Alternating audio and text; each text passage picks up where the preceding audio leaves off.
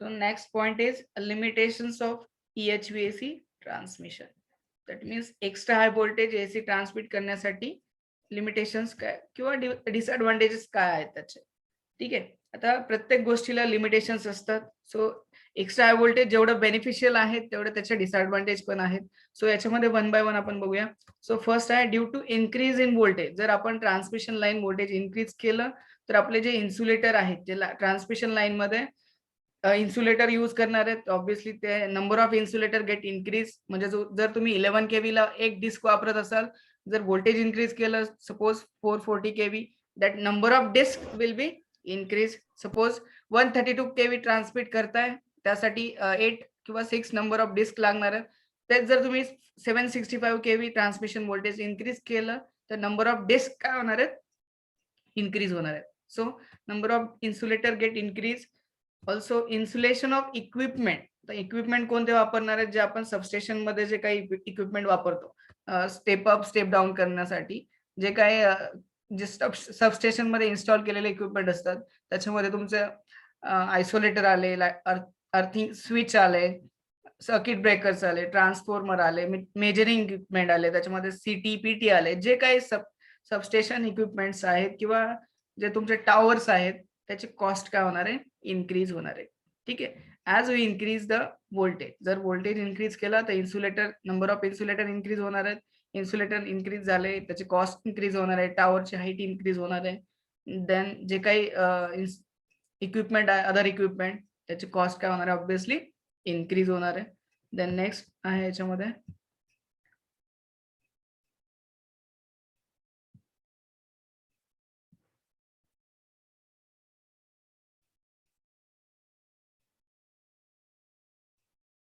Second point is with increase in voltage. ठीक आहे. आता व्होल्टेज इन्क्रीज केला again design of circuit breakers. ठीक आहे. तर सर्किट ब्रेकर तुमचं हाय व्होल्टेज साठी किंवा जे व्होल्टेज इन्क्रीज केलं सर्किट ब्रेकर सीटी पीटी तुम्हाला ऑलरेडी सांगितलं सीटी पीटी याचं डिझाईन काय होतं, इट बिकम्स कॉम्प्लिकेटेड और इट बिकम्स डिफिकल्ट. जसं तुम्ही घरामध्ये 230 वोल्टचा एमसीबी यूज करता, मिनिएचर सर्किट ब्रेकर यूज करता, त्याचा डिझाईन सिंपल आहे as compare to your SF6 circuit breaker. जर SF6 सर्किट ब्रेकर जे आपण सबस्टेशन मध्ये यूज करतो, जर व्होल्टेज इन्क्रीज केला तर फॉर एक्झाम्पल तो 33 kV साठी it can be easily design, 33 kV साठी आपण इझिली डिझाईन करू शकतो. किंवा as compare to extra high voltage म्हणजे ऍज कम्पेअर टू 765 kV किंवा 400 kV पेक्षा जो आपण 33 kV साठी जो डिझाईन करणार आहे तो इझी असणार आहे. दॅट मीन्स तुमचं जे व्होल्टेज इन्क्रीज केलंय तर सर्किट ब्रेकर तुमचं सीटी पीटी किंवा जे स्विचेस आहेत जसं तुमचं आयसोलेटर झाला त्याचं डिझाईन काय होतं, कॉम्प्लिकेटेड होतं. डिझाईन करू शकतो पण इट बिकम्स कॉम्प्लिकेटेड. ठीक आहे. देन आणखी एक महत्वाचा पॉइंट आहे, as voltage increases height of tower you have to increase. ठीक आहे. टॉवरची हाईट इन्क्रीज करावी लागते का, कारण व्होल्टेज इन्क्रीज केला नॉर्मल व्होल्टेजला जे आपण नॉर्मल क्लिअरन्स ठेवतो हाय अर्थ पासून किंवा ग्राउंड पासून जो क्लिअरन्स ठेवतो फॉर एक्झाम्पल 33 kV साठी किंवा 66 kV साठी आणि 400 kV साठी सेम ठेवू शकत नाही, कारण व्होल्टेज इन्क्रीज झाल्यामुळे क्लिअरन्स ते तुमच्या जे अर्थ आणि कंडक्टर मधली जी एअर असते that is dielectric medium, it can conduct. त्यामुळे जे हाईट जास्त हाईटचे जे व्हेकल्स त्या ट्रान्समिशन लाईनच्या खालनं जर पास झाले so it can short circuit. ठीक आहे. ते डायरेक्टली तो अर्थला करंट फ्लो होऊ शकतो किंवा तो that vehicle may be damage. ठीक आहे. That's Y clearance from the ground म्हणजे जे तुमची ट्रान्समिशन लाईन आहे त्याचा ग्राउंड पासून क्लिअरन्स तुम्हाला मेंटेन करावा लागतो. As voltage increases your clearance और clearance from that ground to earth to the conductor get increase. That's why you have to increase the height of tower. ठीक आहे.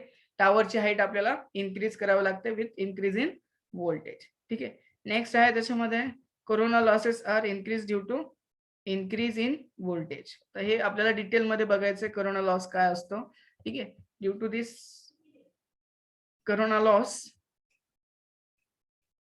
power loss takes place in a extra high voltage transmission line. ठीक आहे.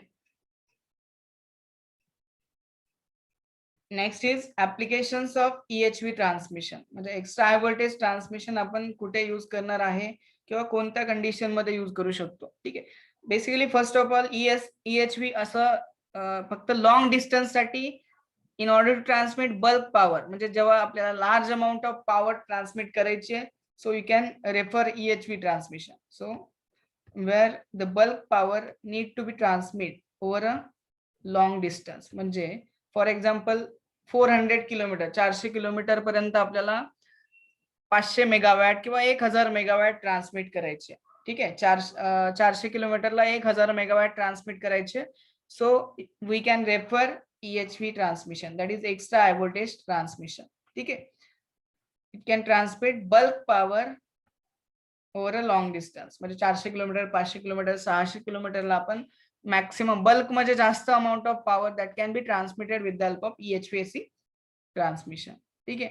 Then next I use to connect different grids. आता grid म्हणजे काय? Number of generating stations which are connected to each other. ठीक आहे. Detail मध्ये सांगतो तुम्हाला. 5 रिजन होते इंडियामध्ये ग्रिडचे, किंवा जे आपण इंटरकनेक्टेड ग्रिड म्हणतो.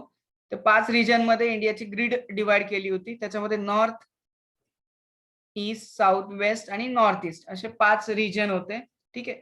सो याच्यामध्ये हे 5 रिजन एकमेकांना इंटरकनेक्ट केले होते. 5 रिजन एकमेकांना इंटरकनेक्ट केले होते इन द सेन्स हे 5 रिजन आहे. फॉर एक्झाम्पल नॉर्थ रिजनचं जे काही जनरेटिंग स्टेशन आहे, नॉर्थ रिजन मध्ये जे काही पॉवर जनरेट होतीये ती वेस्ट रिजनला जाऊ शकते, किंवा वेस्ट रिजन मधून साऊथ रिजनला, साऊथ रिजन मधून ईस्टला, ईस्ट मधून नॉर्थ ईस्टला, नॉर्थ ईस्ट मधून नॉर्थला. म्हणजे फॉर एक्झाम्पल त्याच्यामध्ये काय आपण वेस्टला अज्युम केलेलं आहे, सपोज गुजरात आहे, नॉर्थला MP आहे, नॉर्थ ईस्टला उत्तराखंड अज्युम केलेलं आहे, ईस्टला छत्तीसगड आहे आणि साऊथला आंध्र प्रदेश आहे. ठीक आहे. सो या 5 रिजन मध्ये जनरेटिंग स्टेशन आहे असं आपण अज्युम करतो. या 5 रिजन मध्ये किंवा 5 जिल्ह्यांमध्ये, सॉरी स्टेटमध्ये जनरेटिंग स्टेशन आहे. आता हे 5 जे जनरेटिंग स्टेशन आहेत ते एकमेकांना इंटरकनेक्ट केलेलं आहे. इंटरकनेक्ट केलेलं आहे इन द सेन्स ट्रान्समिशन लाईनने इंटरकनेक्ट केलेलं. म्हणजे वेस्ट गुजरात तुमचं MP ला कनेक्ट केलेलं आहे, इकडे पुन्हा गुजरात आंध्रला कनेक्ट केलेलं आहे, गुजरात छत्तीसगडला कनेक्ट केलेलं आहे, देन इकडे उत्तराखंडला हा छत्तीसगड कनेक्ट केलेला आहे, देन इथून अगेन नॉर्थला कनेक्ट केलेला आहे, अगेन हा गुजरात छत्तीसगडला इथनं डायरेक्टली कनेक्ट केलेला आहे, आंध्रा इथे कनेक्ट केलेला आहे अगेन.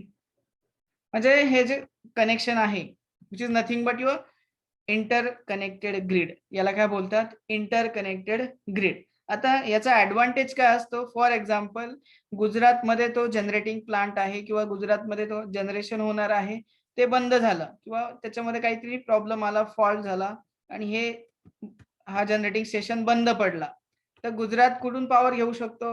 MP कडनं पॉवर घेऊ शकतो, कारण MP आणि गुजरात एकमेकांना इंटरकनेक्टेड आहेत. छत्तीसगडवरनं पॉवर घेऊ शकतो, कारण छत्तीसगड आणि गुजरात एकमेकांना इंटरकनेक्टेड आहेत. आंध्राकडनं पॉवर घेऊ शकतो, कारण आंध्र आणि गुजरात एकमेकांना इंटरकनेक्टेड आहेत. हे तुमचा इंटरकनेक्शनचा ऍडव्हान्टेज आहे. ग्रिड म्हणजे काय? In order to transmit bidirectional power. म्हणजे बाय डायरेक्शनल म्हणजे काय? गुजरात यांना पॉवर देऊ शकतो किंवा घेऊ शकतो. जसं ब्लॅकआउट होतं. ब्लॅकआउट म्हणजे काय? For example north east region मध्ये, ठीक आहे, पंजाब आणि हरियाणा या रिजन मध्ये 2000 साली, ठीक आहे, 2000 साली ब्लॅकआउट झालं होतं. ब्लॅकआउट म्हणजे काय? पूर्ण स्टेट जो एरिया आहे तो पूर्ण त्याची पॉवर बंद होते, which is nothing but blackout.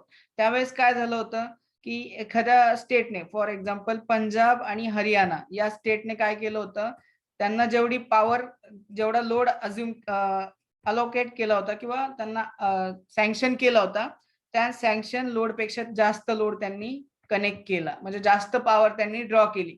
For example त्यांना अलाउ केली होती, जस्ट एक्झाम्पल घ्या, 500 मेगावॅट त्यांना अलाउ केली होती, 500 मेगावॅट त्यांनी ड्रॉ करायची. पण त्यांनी तेवढी ड्रॉ न करता त्यांनी ड्रॉ केली 1000 मेगावॅट. 1000 मेगावॅट त्यांनी ट्रान्समिशन लाईन मधनं किंवा ग्रिड मधनं ड्रॉ केली. म्हणजेच काय? लोड वाढला. आता लोड वाढल्यामुळे काय होणार आहे? तुमच्या ट्रान्समिशन लाईनवरचा जो काही लोड आहे, आता जनरेशन तर तेवढंच आहे, जनरेशन तेवढं आहे, पण लोड काय झाला? इन्क्रीज झाला. लोड इन्क्रीज झाल्यामुळे तुमचे जनरेटिंग स्टेशन फेल झाले. जनरेटिंग स्टेशन तुम्हाला माहितीये, जर जनरेशन फेल झालं म्हणजे जनरेटर जर फेल झाला तर पूर्ण ट्रान्समिशन लाईन कोलॅप्स होते. म्हणजे पूर्ण लाईनचा काही यूज राहतो का? नाही. सो जेवढी पॉवर त्यांना सँक्शन केली होती त्याच्यापेक्षा जास्त लोड त्यांनी कनेक्ट केला. लोड कनेक्ट केल्यानंतर काय होतंय की तुमचं पूर्ण जनरेटिंग स्टेशन फेल होतं. त्यामुळे 48 हॉवरसाठी म्हणजे 48 तासासाठी तुमचं दिल्ली, पंजाब, हरियाणा तो जो रिजन आहे तो 48 हॉवरसाठी पूर्ण ब्लॅकआउटमध्ये होता. सो त्यावेळेस काय केलं होतं आपण नेपाळ आणि भूटान, ठीक आहे, या आपली इंटरनॅशनल ग्रीड आहे. इंटरनॅशनल म्हणजे काय? भारताची ग्रीड आहे ती अदर कंट्रीजला इंटरकनेक्टेड आहे. श्रीलंका, इकडे नेपाळ आणि भूटान मेन आहे. नेपाळ आणि भूटानला इंटरकनेक्टेड आहे. नेपाळ आणि भूटानकडनं आपण पॉवर घेतली होती. ठीक आहे. ज्यावेळेस आपलं पंजाब, हरियाणा त्या एरियामध्ये ब्लॅकआउट झाला होता. दिल्लीमध्ये पण ब्लॅकआउट झाला. तर ब्लॅकआउट म्हणजे काय? पूर्ण मेट्रो जे काय आहे ते हॉस्पिटल वगैरे सगळ्यांचा सप्लाय डायरेक्टली जागेवर बंद झाला. म्हणजे जनरेटिंग स्टेशन फेल झालं होतं. आणि याचा ऍडव्हान्टेज असा आहे की इंटरकनेक्टेड ग्रीडचा आपण कुठे पॉवर घेऊ शकतो किंवा सप्लाय करू शकतो. ठीक आहे. Then next is advantages of EHVAC. Design of AC switch circuit breaker is simple than the DC circuit breaker and switches. म्हणजे जे DC मध्ये डिझाइन करतो ते डिफिकल्ट असते as compare to your AC. That's why your EHVAC transmission is easier than HVDC. ठीक आहे. Then next आहे याच्यामध्ये transformer can be use to increase the voltage, that is voltage step up और step down at any level. In case of DC तुम्ही transformer use करू शकता का? नाही. सो एसी मध्ये तुम्ही ट्रान्सफॉर्मर यूज करू शकता इन ऑर्डर टू इन्क्रीज और डिक्रीज द व्होल्टेज. हा EHVAC चा ऍडव्हान्टेज आहे. नेक्स्ट आपल्याला बघायचं डिसएडव्हान्टेजेस.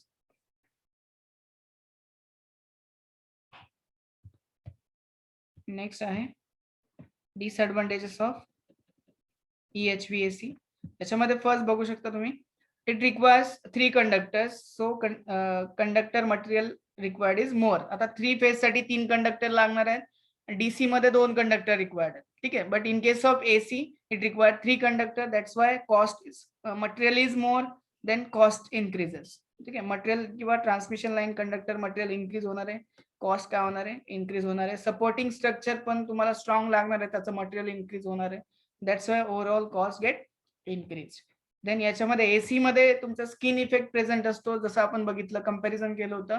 डीसी मध्ये तुमच्या कंडक्टर मधनं युनिफॉर्मली करंट फ्लो होतो.